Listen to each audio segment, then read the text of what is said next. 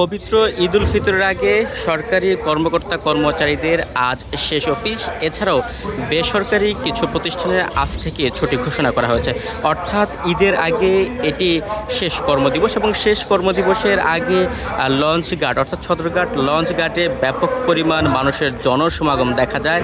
যারা বাড়ি যাবেন তাদের উপস্থিতি দেখা যায়, কিন্তু এবারের সেই চিত্রটা পুরোটাই ভিন্ন। অর্থাৎ সকাল থেকে আমরা সদরঘাট লঞ্চ টার্মিনালে অবস্থান করছিলাম। এখানে ঘরমুখো যে মানুষরা আছেন তাদের উপস্থিতি একেবারেই কম। পদ্মা সেতু, মেট্রো রেল এবং এলিভেটেড এক্সপ্রেসওয়ে নির্মাণের গর্বিত অংশীদার বসুন্ধরা সিমেন্ট। সকাল থেকে একদম শুনশান ফাঁকা ছিল, কিন্তু বেলা বাড়ার সঙ্গে সঙ্গে এই পরিস্থিতি কিছুটা পরিবর্তন হয়েছে। আপনাদেরকে আমরা দেখাচ্ছি সদরঘাটে ঈদের আগে মানুষদের চলাচলের যে একটি আসলে জনসমাগম থাকে, সেই জনসমাগম নেই বললে চলে। প্রতিটি লঞ্চ ঘাটে নোঙ্গর করা আছে, সেগুলো নির্দিষ্ট সময় ছেড়ে যাবে এবং এর জন্য দাঁড়ানো আছে।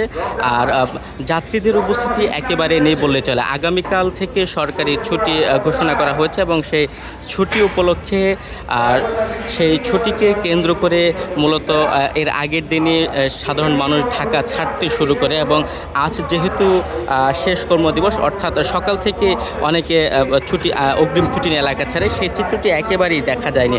অর্থাৎ একেবারেই জনশূন্য বলা যায় সদরঘাটের যে লঞ্চ টার্মিনাল। এখানে ঈদকে কেন্দ্র করে যে পরিমাণ মানুষের ঢল থাকার কথা ছিল তার কোনোটি নেই।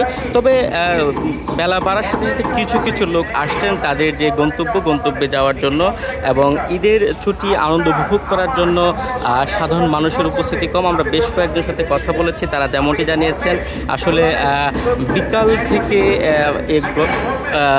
যাত্রীদের চাপ বৃদ্ধি পাবে এবং তারা এলাকার উদ্দেশ্যে রওনা দিবে, এমনটাই আমাদেরকে জানিয়েছেন যে লঞ্চ কর্মরত যে শ্রমিকরা আছেন তারা। এবং অনেকেই জানিয়েছেন যে বেলা বাড়ার সাথে সাথে তাদের লঞ্চগুলো ছাড়ার সময় হবে এবং তখন যাত্রী সাধারণের উপস্থিতিও বাড়তে থাকবে। দর্শক, আপনাদেরকে আমরা দেখাচ্ছিলাম সদরঘাট লঞ্চ টার্মিনালে আজকে পবিত্র ঈদ উল ফিতরের আগে শেষ কর্মদিবস এবং আজকে আগামীকাল থেকে সরকারি ছুটি ঘোষণা করা হয়েছে এবং সেই অনুযায়ী সাধারণ মানুষের যে ঢল থাকার কথা ছিল সেটি একেবারে নেই বললেই চলে।